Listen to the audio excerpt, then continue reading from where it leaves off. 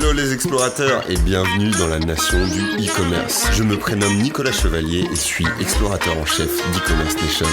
Dans ce podcast, je vous emmène dans les coulisses du e-commerce en France. Comme chaque mercredi, vous découvrirez des retours d'expérience exclusifs, des histoires inspirantes et des personnalités hautes en couleur. J'espère que vous êtes confortablement installés pour ce voyage au cœur de la nation du e-commerce. Bonjour à toutes et à tous, je suis très content de vous présenter un nouveau podcast. Pour ce nouvel épisode, je suis accompagné de Balaram Dinar, Business Development Director chez Syndigo. Nous allons vous parler du e-commerce en France, mais aussi des enjeux de la bonne gestion de ces gammes produits, des problématiques que vous pouvez rencontrer à ce sujet et des solutions vous permettant d'aller plus loin dans votre business. Bonjour Balaram, merci de m'accompagner pour l'enregistrement de ce podcast. Alors on est là ensemble pour parler de e-commerce en France, de Syndigo, un petit peu tout ce que vous proposez sur l'écosystème du e-commerce. Mais est-ce que dans un premier temps, tu peux te présenter, nous retracer un petit peu ton parcours jusqu'à ton poste actuel et ton périmètre d'action au sein de chez Syndigo? Bonjour Charles, merci à toi de m'avoir invité. Donc, je me présente, je suis Balaram Dinar, je travaille donc chez Syndigo, je dirige le business development pour les marchés France, Italie et Benelux. Donc mon parcours très rapidement avant ça, je faisais quelque chose d'assez similaire dans le SaaS aussi, mais plutôt dans le domaine du CRM, dans une boîte qui s'appelle Team Leader. Mon périmètre d'action aujourd'hui est donc vraiment le développement de Syndigo dans les marchés que j'ai cités. Syndigo étant donc une société américaine à la base qui fonctionne très bien aux États-Unis. Le but étant donc de développer ça ici, aussi bien par l'acquisition de nouveaux clients que par la connexion, le développement donc de nouvelles connexions à de nouveaux destinataires, à de nouveaux retailers par exemple auxquels on pourrait envoyer des données, aux actions marketing, etc. Très bien, merci pour ta présentation. Alors justement, tu nous parlais de Syndigo, c'est évident puisque c'est dans cette entreprise que tu travailles, mais et on va y revenir un petit peu en détail après. Mais est-ce que tu peux nous présenter Syndigo de manière générale, mais aussi par exemple avec quelques chiffres? Oui, bien sûr. Donc Syndigo, comme je disais, c'est une société américaine qui a maintenant 6 ans d'existence. On est 1000 employés aujourd'hui dans le monde. On a 12 bureaux, donc le siège social, le headquarters, pardon, se trouve à Chicago. Nous avons plusieurs bureaux aux États-Unis ainsi qu'au LATAM, en Europe et en Asie également. Très bien, merci à toi une nouvelle fois pour la présentation de Syndigo. Et du coup, donc c'est une société américaine. Et quel était le point de départ de la création de Syndigo? Et si tu peux nous présenter un petit peu votre mission au sein de l'entreprise. Donc, alors toutes les personnes qui sont familières avec le milieu du e-commerce savent qu'aujourd'hui il n'y a aucune uniformité, si je puis dire, dans cet écosystème-là, dans ces écosystèmes-là, et qu'une société qui vend en ligne aura besoin aujourd'hui d'avoir 5, 6 ou 7 plateformes différentes afin d'accomplir tout ce qu'elle a besoin d'accomplir. Donc généralement, ces sociétés-là vont avoir un PIM, un gestionnaire de l'information produit, c'est-à-dire une plateforme dans laquelle elles vont centraliser toutes les informations produits et les gérer au sens large du terme, ainsi qu'un DAM, un gestionnaire des ressources numériques, donc plutôt un endroit où on gère en masse et en stock les images, les vidéos, enfin toutes les ressources visuelles, si je puis dire, rattachées à ces produits.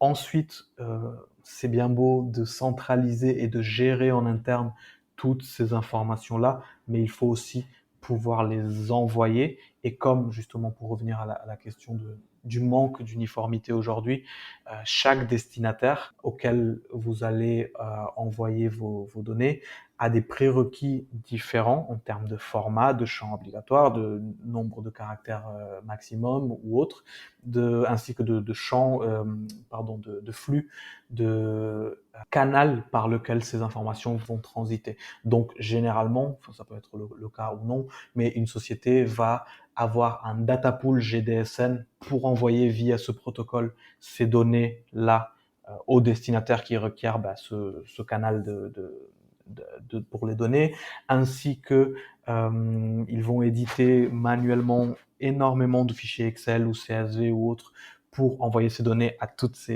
les destinataires qui travaillent de cette manière-là. Ils vont se connecter manuellement à des plateformes comme Amazon Vendor Central ou à Walmart pour envoyer les données à ces destinataires-là, etc., etc. Et enfin, si on va au bout du cycle, ces sociétés-là pourraient aussi, en parallèle, avoir une solution de gestion du contenu enrichi pour faire en plus du contenu multimédia, interactif, des vidéos, etc. Et enfin, une solution d'analytics pour comprendre en temps réel la position des produits, la qualité du contenu qui est en ligne, qu'est-ce qui est en train de performer, qu'est-ce qui est en train de générer des vues et des clics, etc., etc. Eh bien, pour revenir à ta question du départ, Syndigo a été créé au départ donc pour pallier à ça, à ce manque d'uniformité et au fait qu'une société qui travaille dans le e-commerce aura besoin d'avoir 5 ou 6 plateformes différentes. Donc nous, notre mission, au final, c'est de centraliser toutes ces fonctionnalités, en fait, toutes ces plateformes que je viens de décrire en une seule, pour faciliter tout ça et en créant donc par la même occasion, autant que possible, une uniformité des formats et des flux et des process pour la publication de données. Donc, plutôt que plutôt que de partir de zéro dans chacun des domaines que je viens de citer, dans le PIM, dans le DAM, dans le data pool GDSN, dans la syndication, dans les analytics, etc. Syndigo a fait le choix stratégique de faire progressivement l'acquisition de différentes sociétés qui étaient en fait les premières de la classe dans leur domaine et d'intégrer par la même occasion les technologies qui leur appartenaient pour en faire une plateforme donc, que nous avons créée, l'Active Content Engine, qui centralise donc toutes ces technologies-là. Donc je ne sais pas, peut-être vous avez entendu parler de la dernière acquisition de Syndigo qui date maintenant de 1 an. Syndigo a fait donc l'acquisition de Riversand, qui était un des leaders mondiaux dans le domaine du PIM. Et bien aujourd'hui, la technologie du PIM et du MDM, d'ailleurs, du Master Data Management, fait partie à 100% de la plateforme de Syndigo. Très bien, donc un véritable enjeu de centralisation et d'uniformisation de tous ces outils Tout à fait. au sein de Syndigo. Et tout à l'heure, du coup, tu parlais de DAM, c'est Digital Asset Management, si je ne me trompe pas. Exactement. Ok, Oui. très bien. Bah, merci à toi pour cette introduction et cette présentation. Donc, on va parler du e-commerce un petit peu plus en détail en France. Alors, pour situer un petit peu, d'après une étude Statista, il faut savoir que le chiffre d'affaires trimestriel du e-commerce en France, il est passé de 22 milliards d'euros au deuxième trimestre 2018 à 35,7 milliards au deuxième trimestre 2022, donc une augmentation de 60%, ce qui n'est évidemment pas négligeable. Comment est-ce que cette évolution a-t-elle impacté votre développement au sein de chez Syndigo? Donc en effet, cette augmentation-là, elle est indéniable. On la voit partout. Elle se reflète dans nos chiffres, en fait, dans le nombre de nos clients sans cesse croissant et dans l'activité de nos clients déjà existants. Donc bien entendu, je crois que c'est un secret pour personne que l'importance des achats en ligne par rapport, enfin dans la totalité des achats, elle est grandissante. Je crois que ça a été vraiment accentué aussi par la récente crise du Covid pour des raisons évidentes. On a observé que face à la quantité, donc à la grande quantité d'informations dont on dispose en ligne, paradoxalement ou pas d'ailleurs, le temps, euh, le temps dans lequel l'achat se fait, il est de moins en moins important. Ce que je veux dire par là, c'est que il devient crucial donc d'avoir une information qui soit avant tout juste, mais aussi qui soit attirante, bien structurée, visuelle et interactive si possible, etc., etc. Parce que justement l'acheteur ayant le choix euh, entre énormément de sites différents et énormément, bien entendu, de produits différents, le temps dont les marques qui vendent leurs produits disposent pour capter l'attention et l'achat est de plus en plus court. Donc, comment cela s'est reflété Donc, en effet, nous avons observé que les marques accordent de plus en plus d'importance justement à ce que je viens de dire, à la qualité de l'information, à l'exactitude de l'information et à l'interactivité, à l'attractivité des informations. Donc l'importance d'avoir du contenu multimédia, du contenu attirant et explicatif et complet.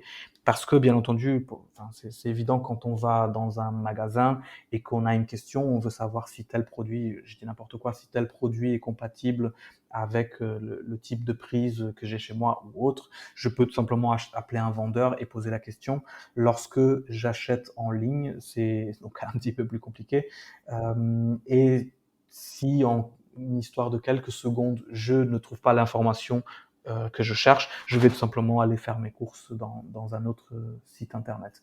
Et là, on revient donc à l'importance du contenu. Donc, un des types de contenu dont j'ai parlé tout à l'heure et que nous gérons, c'est le contenu enrichi qui va me permettre, donc, tout en étant en ligne sur une fiche produit sur n'importe quel site sur lequel j'ai l'habitude d'acheter mes produits, de pouvoir interagir avec le produit, le faire tourner sur lui-même, et cliquer sur des points pour avoir des explications techniques à ce sujet, etc., etc. Ok, ouais, très, très intéressant. Et puis c'est vrai que, comme tu le disais, la notion d'instantanéité, et tout doit aller vite. Sinon, on peut très vite se retrouver à aller chez un concurrent ou aller chercher des informations ailleurs et revenir peut-être jamais sur le site où on était au tout départ. Donc, effectivement, ça a été des bouleversements aussi dans le monde du e-commerce ces dernières années. Pour faire le parallèle et pour la prochaine question, nous, chez e-commerce Nation, on a sorti tout récemment notre top 100 des sites e-commerce les plus visités par les Français. Donc, c'était en partenariat avec SimilarWeb. Et en fait, on peut remarquer que dans le top 10, il y a majoritairement des marketplaces. Mais dans les places qui suivent, on peut retrouver par exemple Carrefour, Leclerc ou Auchan. En bref, que des entreprises qui proposent une large gamme de produits. Qu'est-ce que cela implique pour ces marques dans la gestion de leurs produits, peut-être d'un point de vue général ou techniquement, puisqu'il y a une brique technique aussi chez toi. Quels sont les enjeux de ces entreprises? Très bonne question aussi. Donc, en effet, ces sociétés comme Carrefour, Leclerc ou encore Auchan euh, disposent, proposent plutôt une large gamme de produits, comme tu dis. Et en effet, ça va avoir diverses implications à divers niveaux. Donc, bien entendu, avant tout, les interlocuteurs, le niveau de technicité aussi ne sera pas le même selon qu'on soit une entreprise qui vend des produits électroniques et qui a vend plus de 1000 produits en ligne comme sur un site comme Carrefour ou un producteur par exemple je sais pas de fromage ou de produits laitiers qui avons 5 ou 6 produits sur Carrefour. Encore une fois, le flux, le canal par lequel ces informations transitent ne va pas être le même non plus. Donc plutôt dans le domaine alimentaire, on va utiliser, donc ce sont les exigences de Carrefour par exemple avec qui nous travaillons, le canal GDSN. Euh, et pour d'autres types de produits, on va utiliser d'autres canaux. Donc l'implication pour eux, c'est de devoir en effet constamment s'adapter et donc évoluer avec simplement avec le marché. L'implication et les enjeux pour nous, c'est de tout simplement pouvoir proposer constamment évoluer aussi. Au final, la réponse est la même. Constamment évoluer pour proposer une uniformité et la possibilité d'envoyer des données à Carrefour, quel que soit simplement votre domaine et votre catégorie de produits. Donc en effet, depuis Syndigo, si on revient à cela, depuis Syndigo, je vais gérer mes informations produits, quelle que soit mon entreprise. Et au moment d'envoyer ces données à Carrefour, Syndigo sait que ces données-là doivent transiter au vu de la catégorie produit. Ces données-là doivent être envoyées via le réseau GDSN, que tel champ sont obligatoires, que pour tel champ, il y a un tel nombre de caractères maximum, etc., etc. Si j'étais dans un autre cas de figure, dans une autre catégorie de produits, eh bien Syndigo sait aussi que dans ce cas-là, lorsque je clique sur publier, le canal, le flux d'envoi sera plutôt un Excel généré automatiquement avec tel champ, dans tel ordre, etc., etc. Donc l'idée, c'est que pour vous, en tant que marque, vous puissiez toujours juste cliquer sur publier pour envoyer la donnée dans le bon format. L'enjeu derrière tout ça, donc en rapport avec ta question, c'est que on doit constamment s'adapter à la grande diversité de catégories produits, de niveaux de technicité, de flux et de canaux, etc., etc. Donc, s'adapter pour uniformiser, Exactement. si je puis dire ainsi. Et du coup, on va parler un petit peu plus maintenant de Syndigo. Donc pour apporter une solution à cette problématique, hein, la problématique qu'on vient d'évoquer de gestion, vous proposez, tu en parlais tout à l'heure, un Active Content Engine. Est-ce que tu peux nous expliquer ce que c'est et aussi comment cela fonctionne? Bien sûr. Alors, je crois que j'ai fait pas mal de Oui, spoilers un petit peu. en répondant aux questions précédentes. Mais en effet, l'Active Content Engine, c'est cette plateforme que nous avons créée. Donc, comme je disais au début, plutôt que de partir de zéro et rattraper ce qui aurait été un retard énorme dans différents domaines, nous avons tout simplement fait le choix de acquérir en fait, les meilleures, ou en tout cas parmi les meilleures technologies dans chaque domaine, et intégrer tout cela dans une seule plateforme. Donc pour répondre à la question, l'Active Content Engine, c'est une plateforme SaaS dans laquelle je vais pouvoir bénéficier de l'ensemble du cycle de la création jusqu'à la publication et à l'analyse de l'information produit sans avoir à basculer entre différentes plateformes. Alors, parenthèse, il est bien entendu possible d'utiliser l'Active Content Engine uniquement sur sur une ou quelques fonctionnalités si je le souhaite, mais l'idée, en fait, comment dire, la valeur ajoutée de celle-ci est bien entendu exponentielle si on l'utilise de A à Z. Donc l'idée, pour récapituler, est de avoir une plateforme dans laquelle je peux euh, centraliser, d'ailleurs créer, centraliser et gérer mes informations produits, et gérer au sens large, c'est-à-dire vraiment les manager, les enrichir, les modifier, créer des hiérarchies, créer des workflows de validation, de traduction, etc. etc. Donc là, on est dans ce qu'on va habituellement décrire, catégoriser dans les fonctionnalités du PIM et du DAM et du MDM. Je peux aller plus loin, donc toujours dans l'Active Content Engine, et syndiquer ces informations-là. Donc ça, c'est très important parce que, comme pareil, je crois que j'ai fait pas mal de spoilers déjà, mais l'idée c'est que Syndigo, que l'Active Content Engine, ne va envoyer des données que dans le bon format, dans le format qui est attendu par le destinataire. Donc je ne sais pas si tu es familier avec les PIM en général, Charles, mais tu sais peut-être que la grande majorité des PIM du marché ne vont permettre que de faire des exports standards de données sur lesquels il faudra ensuite en fait venir encore apporter du travail manuel pour les rendre acceptables par les destinataires. Nous, notre idée, notre approche, notre vision vraiment, c'est de n'envoyer les données que dans le format qui est attendu par chaque destinataire. Donc toi, en tant qu'utilisateur, tu vas cliquer sur publier, mais l'Active Content Engine, c'est quand est-ce qu'il faut générer un fichier CSV et comment et dans quel format, quand est-ce qu'il faut envoyer les données via une connexion API directe avec Amazon Vendor Central, etc., ou via le réseau GDFN ou autre.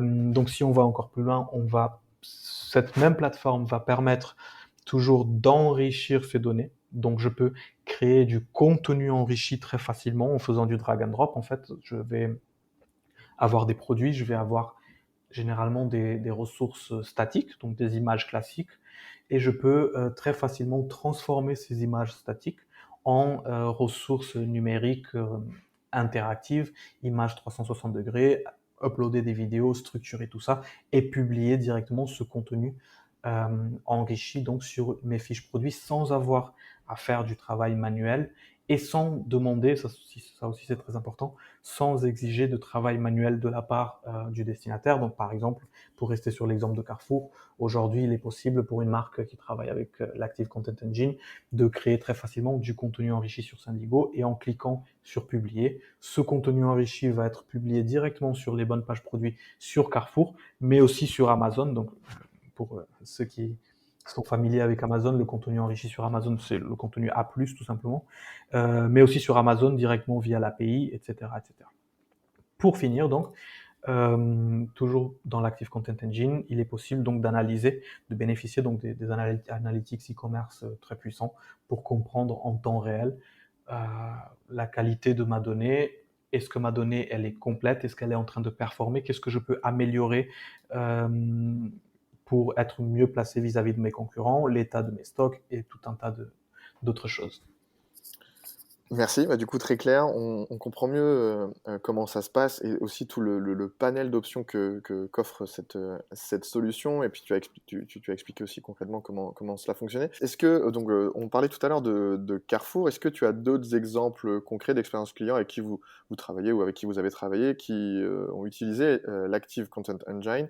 Ce que cela, leur a apporté par exemple? Oui, bien sûr. Donc, par exemple, j'ai le cas en tête donc plutôt côté marque, non pas côté retailer et distribution comme Carrefour, plutôt côté marque. Donc, j'ai l'exemple d'une marque américaine qui vend des produits électroniques et électroménagers en Europe, qui avait une organisation, donc qui travaille avec nous depuis 1 an et demi maintenant, qui avait vraiment une organisation interne et externe, donc aussi bien au niveau de la donnée, de la disponibilité, de la clarté de la donnée en interne, que des process pour rendre cette donnée disponible à l'extérieur, donc en fait toutes les syndications manuelles, etc., qui avait donc une organisation chaotique qui leur faisait perdre énormément de temps et de ressources, de par donc des souscriptions à droite et à gauche, selon donc localement sur des équipes à certaines plateformes ou autres, et surtout de par le travail manuel. Donc aujourd'hui, elle travaille avec nous sur l'ensemble de la solution que j'ai décrite. Donc de base, nous couvrons tout ce que cette marque était en train de faire manuellement et de manière non organisée, maintenant dans un process et dans une plateforme très claire. Et en plus de ça, nous leur apportons les analytics dont ils ne bénéficiaient pas, donc ils n'avaient pas de solution pour cela. Donc pour répondre à ta question, ils économisent, donc j'ai pas les chiffres en tête et je vais pas dire n'importe quoi, mais je sais qu'ils gagnent plusieurs dizaines d'heures de travail par mois et qu'ils sont très, très satisfaits de la clarté, de l'efficacité qu'ils ont gagnée. Ça, donc, qu'on a eu récemment aussi, c'est que ils ont amélioré leur relation avec leurs distributeurs de par donc le fait que les données qu'ils envoient sont de meilleure qualité, tout simplement. Et ils ont aussi pu mettre en place un certain nombre d'actions grâce donc aux insights des analytics dont je parlais, qu'ils n'avaient pas avant. Donc pour faire court, aujourd'hui, ils sont en mesure de savoir si toutes leurs données en ligne, donc ils vendent dans énormément de pays et dans énormément de langues différentes, euh, si toutes leurs données à travers toutes les plateformes, toutes les régions et toutes les langues sont complètes et en bon état. Et ils sont aussi en mesure de savoir quelles sont les données donc, qui sont en train de générer des clics et des ventes, le taux d'ajout au panier, etc., etc. Donc ça, ce sont des insights qu'ils n'avaient pas avant et qu'ils ont aujourd'hui. Donc ils sont, oui, en effet, très, très satisfaits. Donc prochainement, on va publier donc une vraie success story à ce sujet. Donc c'est pour ça que pour l'instant, je préfère pas dire le nom, mais normalement, vous allez pouvoir trouver ça en ligne très bientôt. Il n'y a pas de problème et c'est intéressant aussi de voir qu'au tout départ, il y avait vraiment un enjeu de réorganisation aussi. Avant de pouvoir aller plus loin, il fallait tout remettre en ordre, comme tu nous l'expliquais, donc c'est aussi ça l'enjeu, bah, de votre solution et de votre expertise, en gros. Et du coup, comme on parle un petit peu d'exemples, sans une nouvelle fois entrer dans les détails ou donner des noms, avec quel secteur d'activité est-ce que vous travaillez? Eh bien, avec tous. On a aussi bien donc des clients qui sont des marques, donc essentiellement des entreprises qui envoient de la donnée produit, que des retailers et distributeurs, donc des récipients, comme on dit en anglais, qui reçoivent la donnée produit dans tous les domaines, donc dans la grande distribution et les produits de consommation, que ce soit alimentaire, la catégorie donc des produits pour bébés, les produits électroniques, la, l'alimentation en général. Et nous travaillons aussi pas mal, ça essentiellement aux États-Unis aujourd'hui en tout cas, dans le domaine automobile. D'accord. Donc vous pouvez quand même apporter votre expertise à tout type de secteur d'activité au final. Tout à fait. Merci pour tes réponses. Alors du coup, on va parler maintenant un petit peu plus des enjeux de demain. Comment aller plus loin justement dans l'alimentation de flux et peut-être par cette question, quels sont vous, chez Syndigo, vos défis de demain?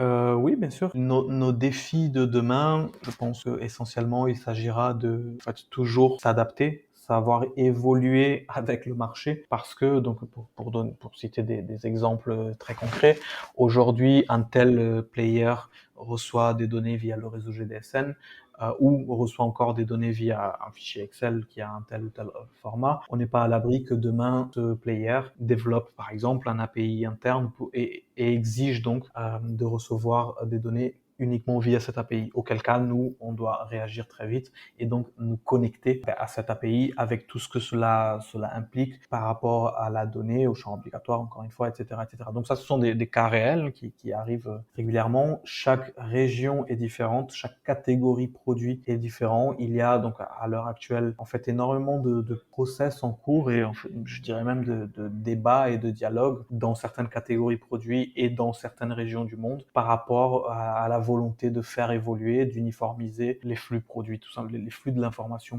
produit. Mais ça c'est à chaque fois à l'intérieur d'une région ou d'un contexte particulier ou d'une catégorie de produits. Ce n'est jamais donc global. Donc nous, de notre côté, le principal défi est celui-là, pour proposer aux utilisateurs la possibilité de, en faisant un simple clic, encore une fois, sur publier, d'envoyer toujours la donnée dans le bon format. Nous, de notre côté, ça implique qu'on doit constamment s'adapter, s'informer et évoluer. Ça, c'est la première chose. La deuxième chose, et je parlerai aussi du fait de devoir savoir toujours rendre le contenu moderne et attirant. Donc je pense par exemple à des choses comme la réalité augmentée et tout un tas en fait, d'autres choses qui sont en dialogue interne chez nous actuellement.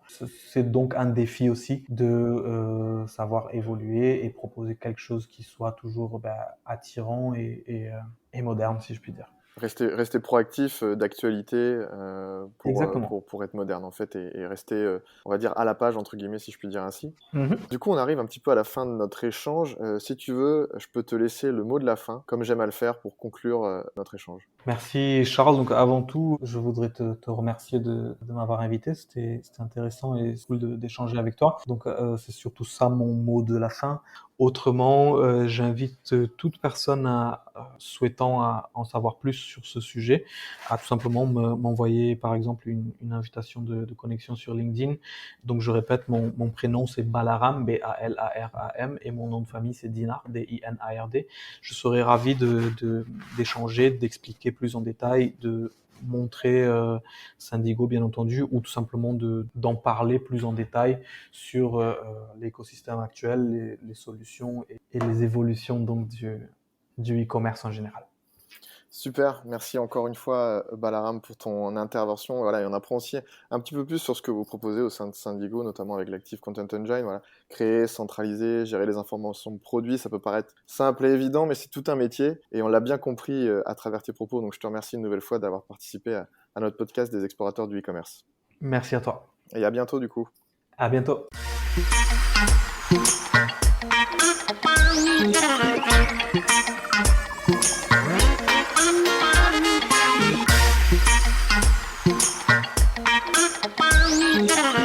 J'espère que ce podcast vous a plu. Je vous donne rendez-vous la semaine prochaine pour la découverte d'une nouvelle personnalité. N'hésitez pas à vous abonner au podcast des explorateurs du e-commerce sur votre plateforme préférée et à partager sur les réseaux si vous avez apprécié cet épisode. À très vite pour de nouvelles aventures et n'oubliez pas que l'exploration se poursuit sur e-commerce Nation.